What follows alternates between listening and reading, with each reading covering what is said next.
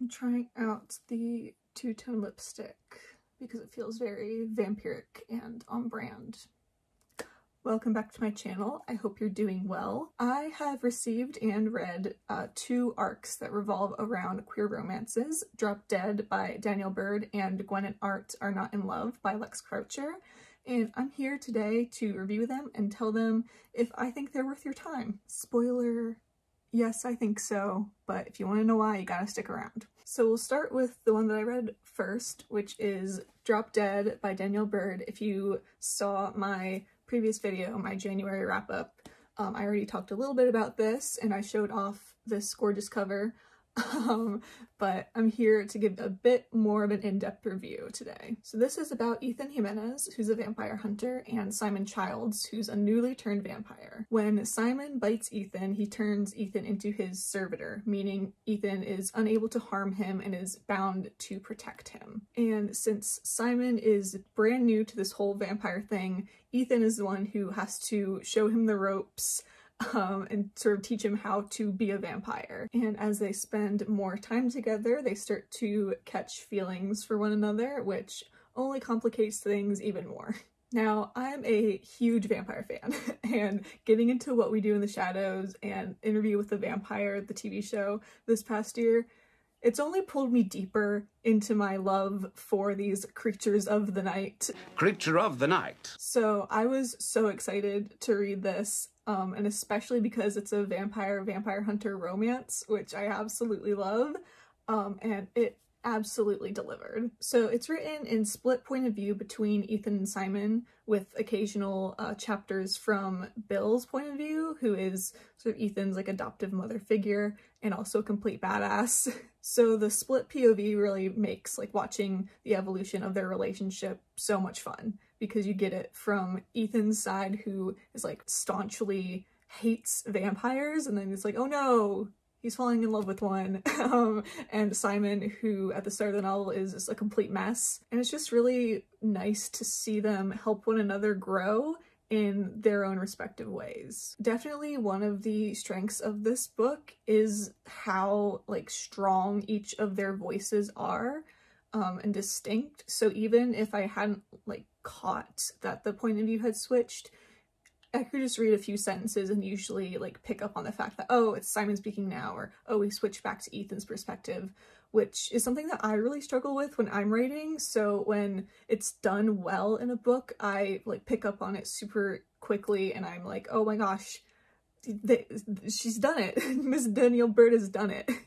Also, in this book, Simon is a unique vampire. It's really unusual for vampires to be able to make someone a servitor. He also has a few other unique powers, and he has remarkable control over his hunger, especially for a new vampire. And oftentimes, you know what I'm talking about. If like a character has too much main character energy, it comes off as too like forceful, like, oh, look at this person, they're so unique, they're so different, they're the most powerful person, that's so strange that they're this powerful, which I and a lot of others I know find very annoying in books like this. But it didn't feel forced at all. I think the lack of knowledge on Ethan's part about how vampires are, because he just knows how to kill them, right?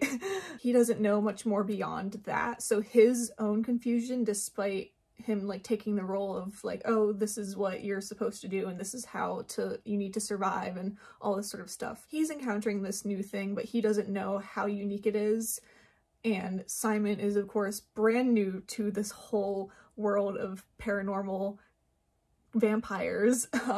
So he's as equally, if not more, confused. So that definitely, I think, helps the like chosen one, for lack of a better term, aspect of like Simon's character not feel too forced on us. The sequel, I know, is going to introduce some more vampires into this cast of characters, so I assume that we'll get to learn more about why Simon is more powerful than the average vampire, but I think saving that for the sequel rather than like putting it all on the first book when we're all, like the readers included, adjusting to this world, I think that definitely helps that sort of aspect of it. The beginning was kind of slow, but the rest of the book beyond the beginning is like really spectacular, really paced very well. So don't let a slightly slow beginning put you off of the rest of this book, because the whole build up like to the final climax is done really well, and I was like on the edge of my seat by those final few chapters. The cast of characters is pretty small. It really focuses on Simon and Ethan a lot for the majority of this book, but I didn't feel like it was too small. You know, I thought that just really zeroing in on their development and their relationship with one another worked really well for what was like happening in the rest of the book. And the other characters that we get to meet, like Bill, the kind of antagonists, they're all really awesome as well. I mean, the antagonists, you don't like them, but you're supposed to not like them, and I think they're likably hateable, you know? And honestly, one of my favorite scenes, without giving too much of a spoiler because it is sort of towards the end of the book, is when Simon calls his sort of ex and like his longtime best friend, and they have this like really great conversation with one another. And like honestly, that was probably like one of my favorite scenes in the entire book, which is just that conversation the two of them had and what it kind of meant for Simon to have that conversation at that point in the novel. And it was just really like touching and I think done very well. The one thing that wasn't quite to my personal taste was the pace of Ethan and Simon's relationship. I am a slow burn connoisseur and my like catchphrase for romances is the slower the burn the better. So I recognize that this is completely my opinion and my taste in fictional romances, but I was kind of hoping for there to be a bit more like drawn out pining, just like agonizing over their feelings for one another because that's what I love. But I can't be too mad because they are very sweet, and once they do kind of like figure out how they feel about one another, it's just really lovely to read, and I was just like giggling, blushing, kicking my feet the entire time. I do know this was originally written as a screenplay, and I think that comes through in like the best way possible. I always had a really strong sense of what was happening in each scene, and it really did feel like watching a movie in my mind, especially the kind of frequent point of view switches. It really added to that kind of like movie-like quality. So yes, this is an absolute recommend on my end. I'm not sure when I will get this uploaded, but if it's before February 12th, 2023, you can pre-order a digital copy. I will have that link listed below, but if it is on or after February 12th, you can order a digital copy or a paperback copy for your shelf. Or, you know, it's Valentine's Day. It's a romance. It's a vampire romance. If you got a vampire lover in your life, this would make a wonderful gift for them. Next, I received a digital arc of Gwen and Art Are Not in Love by Lex Croucher through NetGalley. In all honesty, I didn't have super high expectations going into this book. I just kind of applied for an arc on a whim because I recognized the cover, but I was very pleasantly surprised with how much I enjoyed it. So this book is set in medieval-ish England. No specific date or year is given. The legends of King Arthur and his knights are wildly popular throughout the land and sort of thought to be at least semi-true. This is also a split point of view novel, which jumps between Gwendolyn, the Princess of England, and Arthur de Lacy, who's the son of a sort of like minor lord. The two of them have been betrothed since birth, but they've never gotten along with one another. And now that they're approaching their marriage, they're both just dreading it until they find out that both of them are gay. So with this newfound common ground between them, they agree to cooperate with their engagement so that once they are married, they can peacefully pursue their own romantic interests. So we follow as Gwen goes after her longtime crush, a knight named Lady Bridget LeClaire, and Arthur starts to develop feelings for Gwen's brother, Gabriel. So there's been a trend lately with historical fiction, and I think particularly young adult historical fiction, where the dialogue is sort of modernized, for lack of a better term. I think if you've read The Montague Siblings by Mackenzie Lee, you'll know what I'm talking about, and I'm sure there are other examples that I just can't think of off the top of my head. And the dialogue in this book is definitely like that, but I don't think it's distracting. It's really like that to kind of lean into the humor of the book, and I think that helps it because I mean, the book just doesn't take itself too seriously, and I mean that in, like, the best way possible. Like, let me just read you some of the dialogue that specifically references memes that I picked up on. "Not everybody lives for the triumphs and defeats, the epic highs and lows of the little black and white squares," Gabriel said, which is almost word for word a reference to that line from Riverdale about football. Another example, "Ah yes, his dusty looks and lack of personality have captivated you," Sydney said. And that kind of structure, their blank looks and blank personality have captivated you, is like a meme. And finally we have, "Gwen was watching her. Bridget had transitioned easily into the fighting stance that she had seen many times during the tournament. It looked entirely natural on her, like she had been born to do it.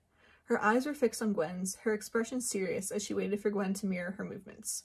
God," Gwen thought wistfully, "I hope she stabs me." And of course, wanting an attractive person to stab you is kind of a meme as well. So I personally had no issue with that. I could see how it could annoy some people, but I thought it was just fun, silly. It's a YA historical romance. It's not taking itself too seriously, so I thought it was perfectly fine. Definitely the main strength of this book, though, were the relationships and the dynamics between the characters, and not just the romantic couples. Gwen and Gabriel's sibling dynamic was really sweet. You can absolutely tell how much they care for one another, but they're not afraid to, like, call each other out on stupid decisions or, like, dumb behavior that they're exhibiting. However, my absolute favorite non-romantic duo was definitely Arthur and his best friend Sydney. The dialogue that Croucher has written for them was just laugh out loud hilarious the entire time. They had the banter and the loving teasing, and you could just tell how much the two of them trusted one another and just truly cared for each other without it, like, being told to us. But that's not to say that I didn't also love the romantic couples. Gwen and Bridget was the more, like, pining, slow burny of the two, whereas Arthur and Gabriel had a lot more, like, ups and downs in how they're, like, figuring out their feelings for one another. And that difference between their romantic arcs made reading them both very compelling. I was slightly concerned going into it that the two, like, romantic relationships would be too similar to one another, but they absolutely weren't, so it was a lot of fun to switch back and forth between the two. And of course we get to see Gwen and Arthur's friendship grow and develop as well. I'm a sucker for solid fictional friendships, and they just had the perfect, like, rivals to best friends sort of arc, and now I want more rivals to besties stories. Like, come on. I really enjoyed how it started out where they each had their own, like, best friend, Gabriel and Sydney, but that was, like, their only friend, and then by the end of the book they had all these other people that they really cared for, including each other. So while the overall tone of the book is mostly humorous, it does start to shift into a more dramatic tone towards the end of the novel. I won't give anything away, but it is kind of easy to predict what, like, the sort of plot twists are going to be. I don't think that's necessarily a bad thing because, I mean, you're supposed to be able to predict plot twists if they're set up well. And I did think the sort of balance between the humor and the more dramatic stuff was pretty well done throughout. However, it did feel sort of like all these more, like, dramatic plot threads were often ignored in favor of focusing on the relationships. Like, for example, the reason that Bridget is there is for this tournament that's taking place. And for a lot of the book, I was kind of wondering why this tournament was happening and, like, why she couldn't be there for another reason, because it just seemed like the tournament was forgotten about for many chapters. And by the end of the book, the tournament does become plot relevant, but just sort of things like that where something would be introduced and then it would be kind of forgotten about in favor of the relationships, which, I mean, it is primarily a romance, so I get it, but it did feel like there was a lot more going on outside of it that wasn't really folded well enough into the overall story, if you know what I mean. But that aside, this was another really fun read. Like I said, about the Montague siblings series. If you liked that series, I think you would really like this. If you enjoyed the BBC Merlin show, I think you would definitely like this as well, because it has a lot of the same elements, obviously, with the whole Arthurian stuff. But while it's not a direct retelling of the Arthurian legends, it still has a lot of the same humor that the Merlin show has. So this book releases on either May 11th of this year or November 28th. Based on what I could find, it seems like since Croucher is from England, lives in England, it's being released sort of in that region of the world first and then everywhere else, but I couldn't find like what specific regions it's being released in first or second. But I think it'll be worth the wait no matter where you live. So I hope you enjoyed my reviews of these two books. I have a feeling this will be a lot shorter of a video than my previous ones have been, which I'm not opposed to at all. I will link information below on where to find these books, pre-order them, order them if they're out already, and I hope you'll check them out. Let me know what other 2023 releases you're looking forward to in the comments. I'm always on the lookout for new books. Thank you for watching, and I hope you have a great rest of your day.